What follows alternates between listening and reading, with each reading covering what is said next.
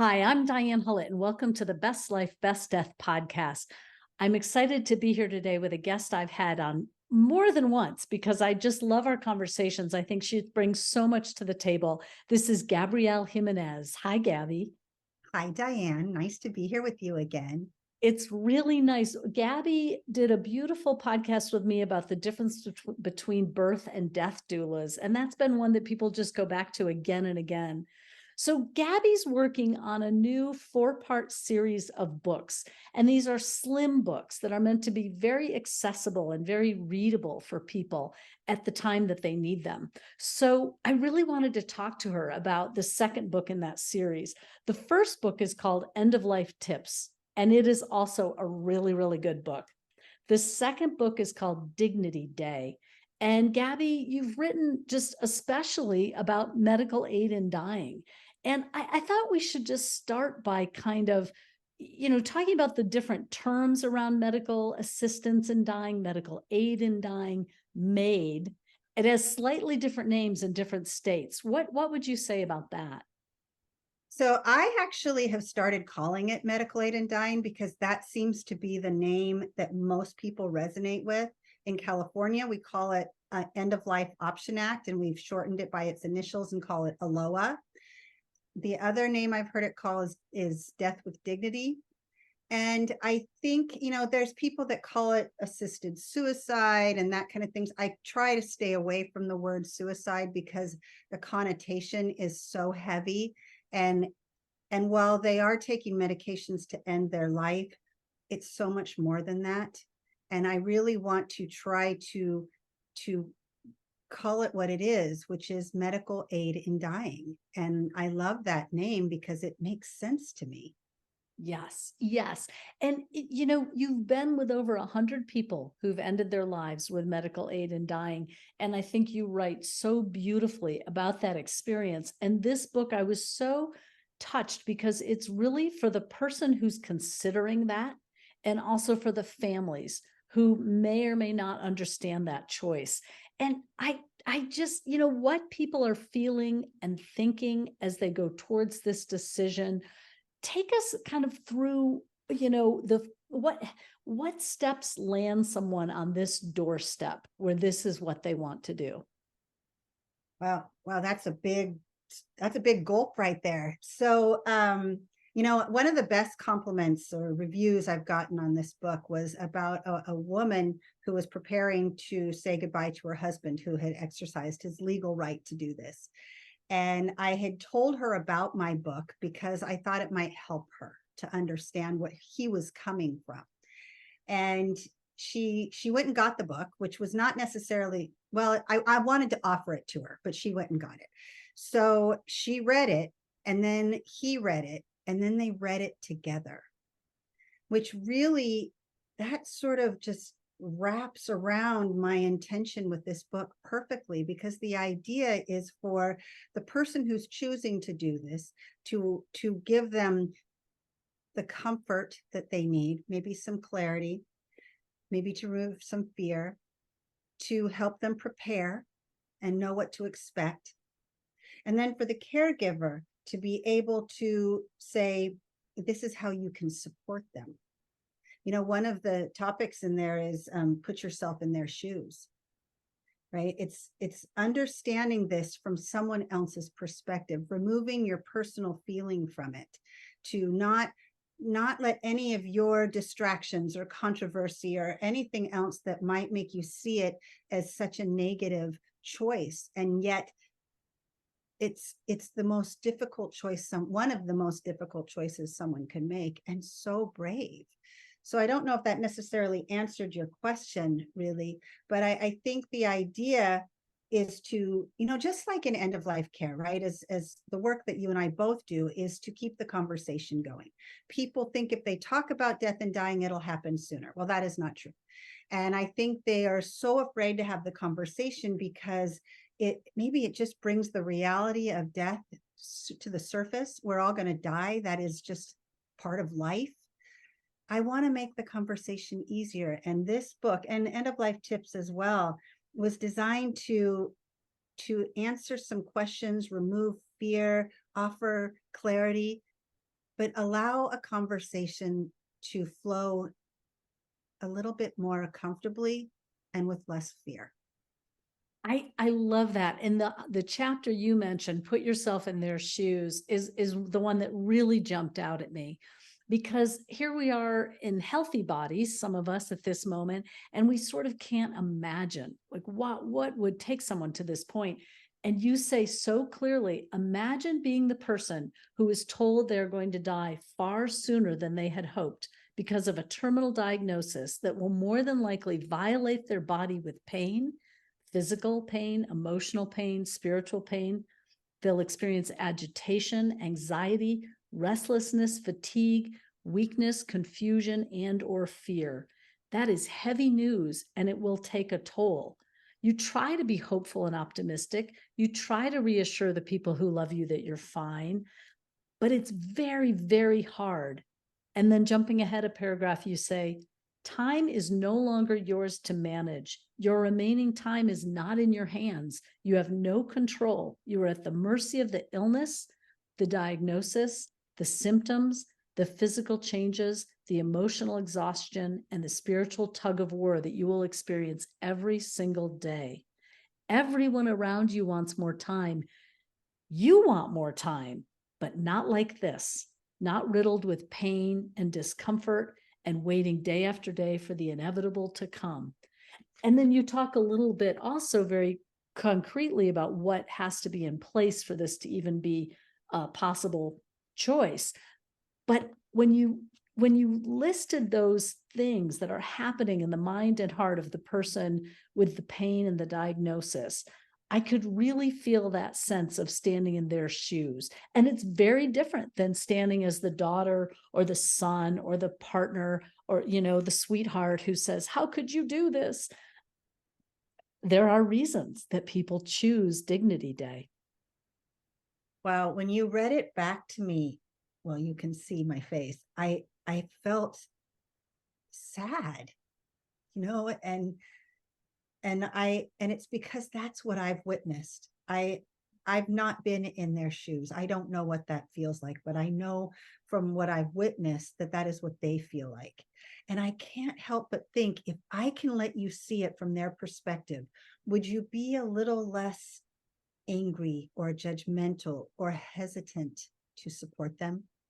And God, as you read those words back to me, it really affected me in such an emotional way, because that's their reality. That is how they feel.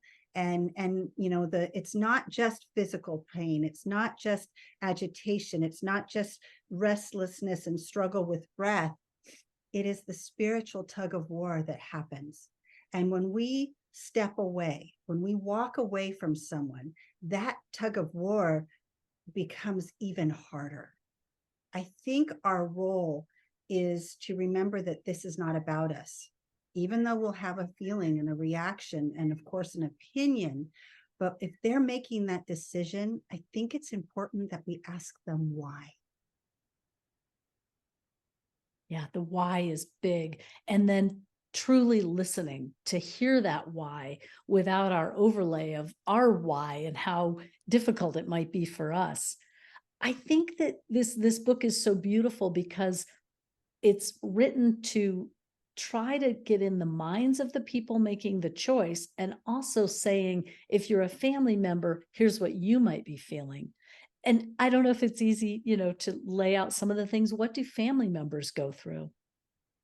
They go through a myriad of different things. The most common is that they're supportive. Here's the thing: when someone is dying in general, and they've had a long battle with an illness, we know that this is happening. We know they are going to die. We have anticipated this death from the date of diagnosis. We have anticipatory grief every step of the way. We are prepared for it. Well, when that last breath is taken, it's as though we had absolutely no idea it was happening, right? The same thing happens here. You have someone that you love. They've got an illness that is making life in many ways unbearable for them. And so they've made this brave decision, and you're saying, yes, that's what I want for you. I want peace for you. I want grace and ease for you. You deserve that. I love you. I support this. And then moments before those medications are taken, I watch their face and I see the look on it like, oh, wow, this is really actually happening. It's the same feeling. It's the reality that this is happening. They are going to die. And you've been so unselfish, right? You've done everything you can to support them. And when they pick up the bottle or the glass and they take the medications, you want to scream so loud, don't do it, don't do it, don't do it, right? But you can't. So they too have an emotional, spiritual tug of war because they want so badly for them not to take it, but they want them so badly for them to be without pain and suffering. So it's hard on both sides. And while different, it is equally as painful. Well said. And what about people who feel that they just can't be a part of it? I think you've had those kind of conversations too, where someone says, I can't believe grandma is choosing this, but I will not be there when it happens. I support them and I explain that this is your choice. You don't have to be here. You do not have to support this. I ask that you not project your anger or perhaps your faith onto someone, because I don't think that's for us to do anyway. But I want to give people permission to step away. But before they do, I ask them this very important question, which I put in the book as well, is if you walk away and you walk out that door and they do this without you at their bedside, will you regret that? And if your answer is yes, don't go. If you can make peace with your decision, then walk away. It's okay. But I'm not just worried about the person taking the medications. I'm worried about the person that's walked away because I think they're going to regret it. I think they have allowed other things interfere with maybe what's truly right and best for the person who's made this brave choice. I don't think people really want to walk away. I think that there's so much uncertainty and fear that they are motivated by that.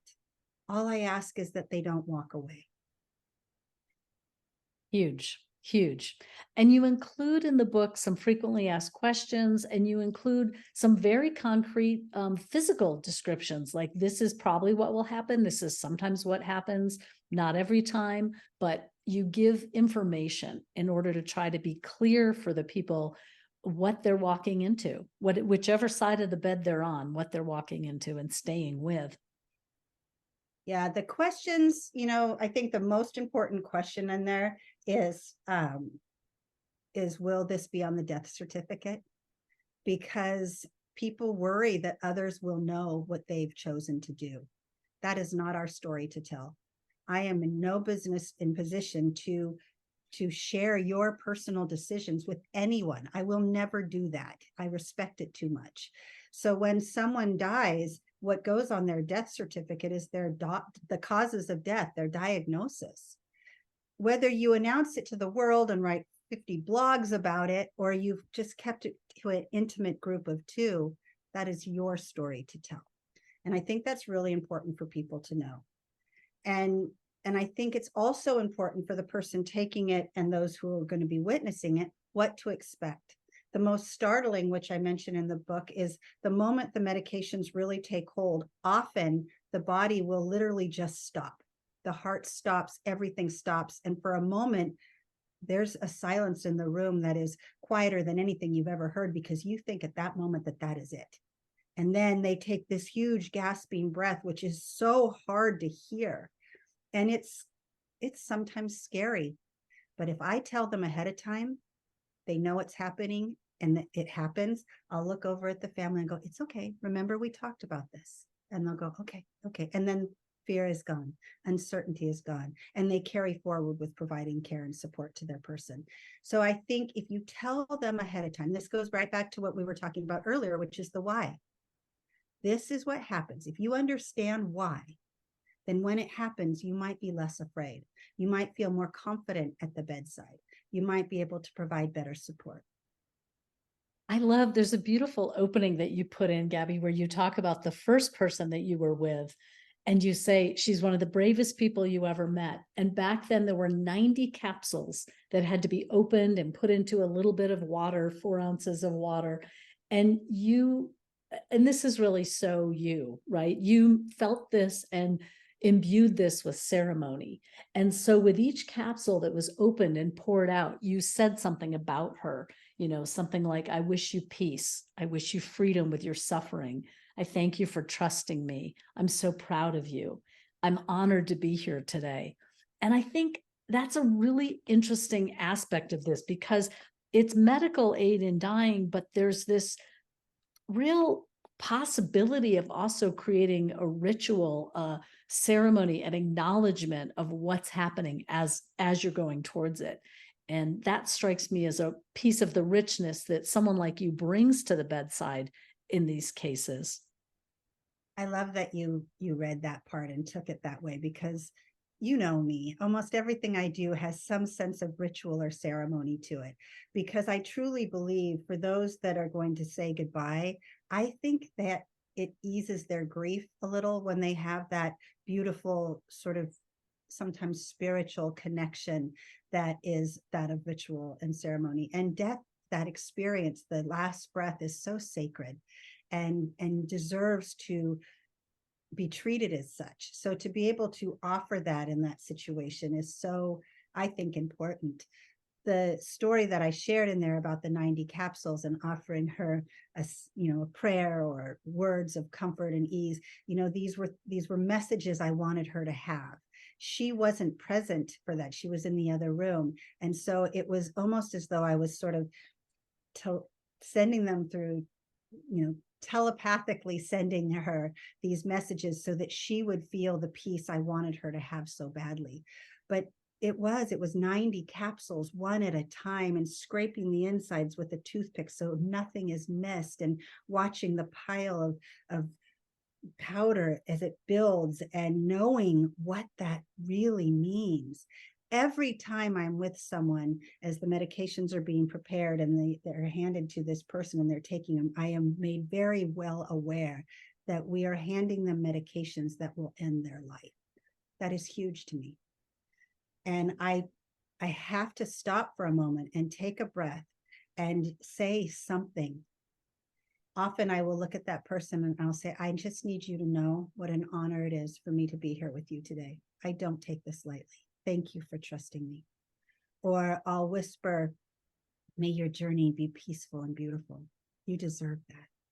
And the things that I mentioned in this, that I'm proud of you. I am so proud of you for doing this. You are so brave, and you deserve to find peace and ease and grace.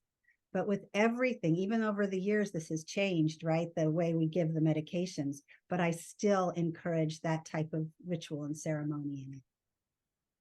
I love that so much, because I was really struck also in the section about walk in their shoes, how much the dying person wants to be, they want the approval of their family. They want to be seen as fine. They want to be loved. They don't want to disappoint. And so there's something about when you say that you're so proud of the person and they're so brave, I just love that, because I think somehow we end up in kind of this, battle metaphor of they stopped fighting, or they gave up, or they lost the battle. And it just feels so demeaning to me at a time when, in fact, they're making an incredibly brave choice. Absolutely. And it is brave. I mean, they're already dying. Right. And there must be a part in them somewhere that says, but what if I still have more time? Would it be worth it to just hold on? And there's also the need to not burden those at the bedside. You don't want them to feel bad or guilty or sadder than they already do. So, okay, I will forego my pain and my discomfort so that they don't feel more, right? But at the end of the day, that person's saying, but wait, this is about me. And I applaud that, because they're already dying. And I think people forget that part. Definitely. They're already dying. They're already taking that journey. They're already processing the reality of it. They already know where this is going. It's going to happen anyway. We treat our animals better than we treat our human beings. You know, I put that in the book as well. If our animals, and I've had to put animals to sleep as well, if they were suffering, we immediately respond. We do not want that for them. It's difficult. We are sad. It's a death. Why do we not have that same compassion for the people we love? It's because we're selfish. I am selfish. I want them longer. I want more time. When my brother was dying, he had not made his plans made. You know, we didn't know what he wanted. And then one day that he woke up, the doctor came to the bedside and said, okay, you know, Ben, do you know, if we can't take you off the high flow oxygen and the everything else that's keeping you alive, we may have to put in a trach. Is that okay? And he's nodding yes. And I'm like, what? You know, and then we'll probably have to put in a feeding tube. And he's like, yes. And I'm like, what? And you'll have to live in a home where they are going to care for you. You probably won't go home. And he's like, yes. And the whole time I'm like, no, no, no. Do I want him to die? No. But I don't want him to suffer. I don't want that to be the life that he lives.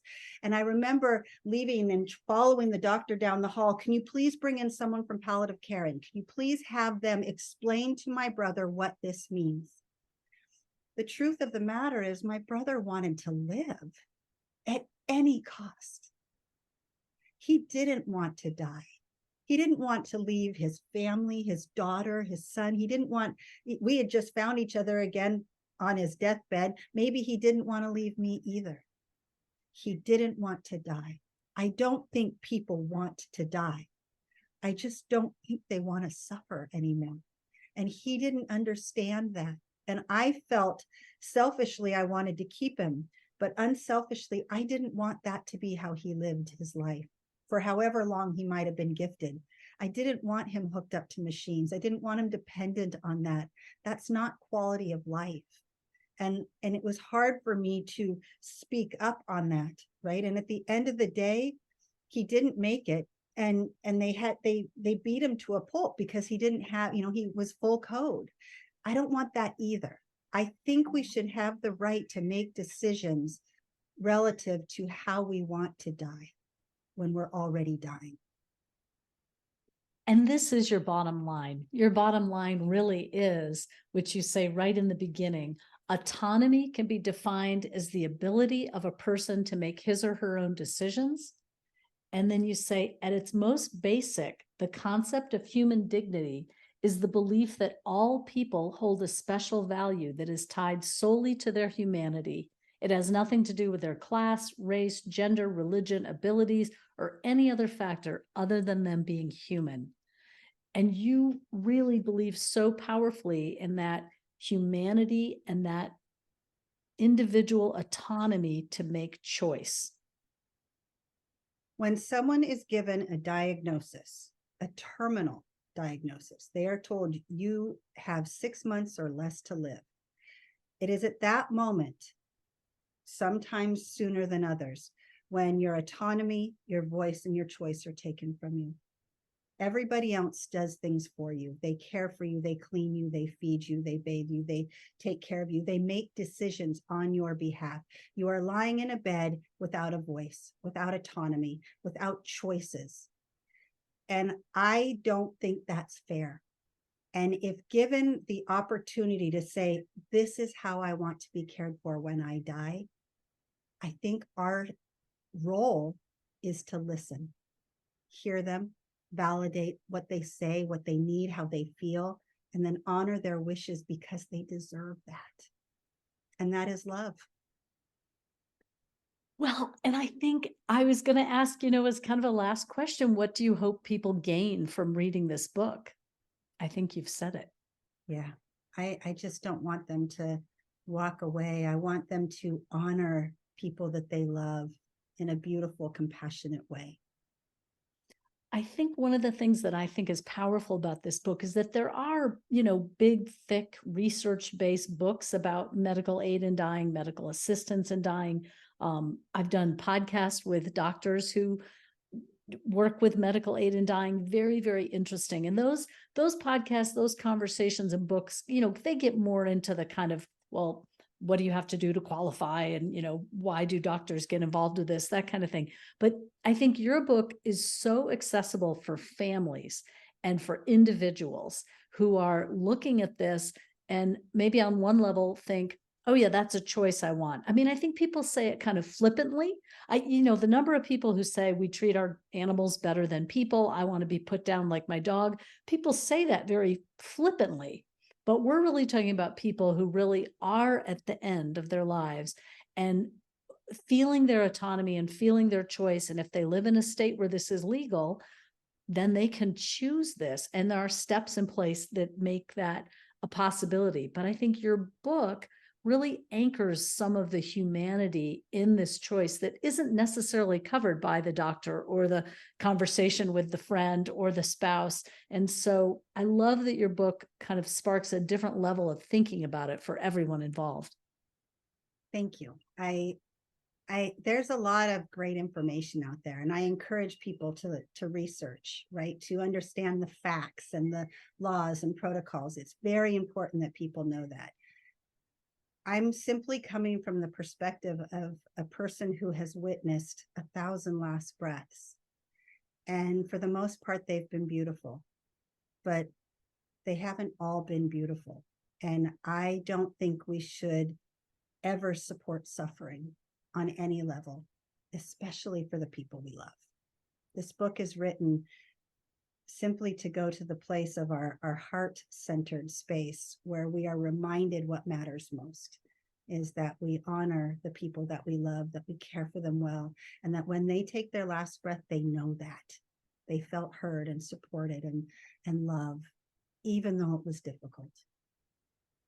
Well, thanks so much, Gabby. I just, we didn't even say at the beginning that you're a hospice nurse and you've been with over 100 people who've chosen medical aid in dying. We just skipped the qualifications and got right into it. Well, it's a juicy conversation. It is. It really is. So, you can find out more about Gabby at her website, thehospiceheart.net. And also she's on Facebook and Instagram and LinkedIn and all those good places. And so you can learn more there and follow her to see kind of her inspiration on the ground, observations. And what I love about you, Gabby, I think you're opinionated. And I love that. Like you don't actually, you don't just present facts. You really present based in your experience, you present opinions about what matters and what people can and can't do. And I think that's so important. We sometimes walk on eggshells trying to please everybody, and you've got opinions, and they're beautiful opinions, and they're beautiful based in experiences that you can bring to people and share and widen this whole conversation about death and dying and end of life and how we go about doing this with autonomy and full hearts. I love that you say that. Yeah, I don't mince words. I'm not a liar. So I'm going to tell you what if you ask me a question, I'm going to tell you the truth. I had someone say, oh, there goes Soapbox Sally again, because I want to speak to the world. I would love to do a TED Talk or teach at nursing school, the reality of life and death. And, I want to do big things because I have opinions. I have an opinion, but it really does come to the place of honoring human beings and helping to improve the way they are cared for in general, but when they die and when they grieve, especially those tender times. Yes. Well, thanks so much, Gabby. You can, as I said, find out more about Gabby at thehospiceheart.net, and you can find her books on Amazon and her website, or probably independent bookstores. I certainly hope so. They'll be there eventually. And you can find out more about me at bestlifebestdeath.com. Thanks so much for listening. Thank you, Diane.